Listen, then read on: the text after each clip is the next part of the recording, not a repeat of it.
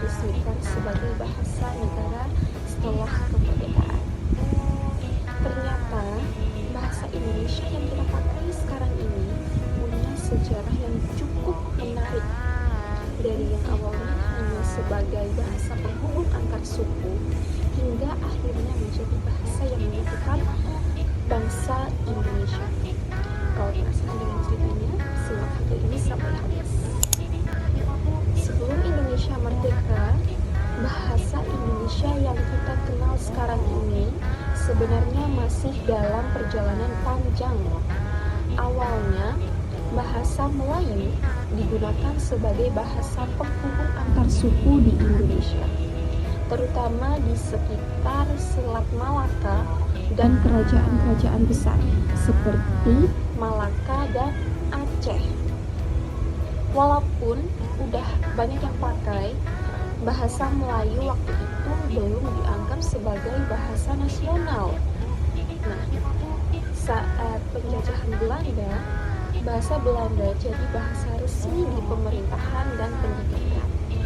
Meskipun awalnya hanya kalangan tertentu yang bisa mengakses. Jadi sebagian besar orang Indonesia tetap menggunakan bahasa Melayu sehari-hari.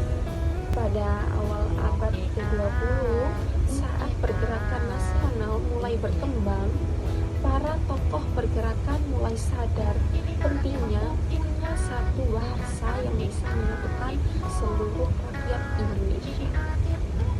Jadi bahasa Melayu yang tadinya dipakai cuma di beberapa wilayah mulai dipopulerkan jadi bahasa Indonesia yang bisa digunakan oleh semua orang di seluruh Nusantara. Lalu puncaknya itu terjadi pada 28 Oktober 1928, di mana dalam Sumpah Pemuda kita akhirnya mengikrarkan bahasa Indonesia sebagai bahasa persatuan. Salah satu ikrarnya itu seperti ini: kami berbahasa satu, bahasa Indonesia, yang artinya bahasa Indonesia ini mulai diterima sebagai bahasa penyatu bangsa. Setelah itu, penggunaan bahasa Indonesia ini menjadi semakin luas, meskipun awalnya terbatas di kalangan pejuang kemerdekaan dan di media seperti surat kabar dan pidato-pidato.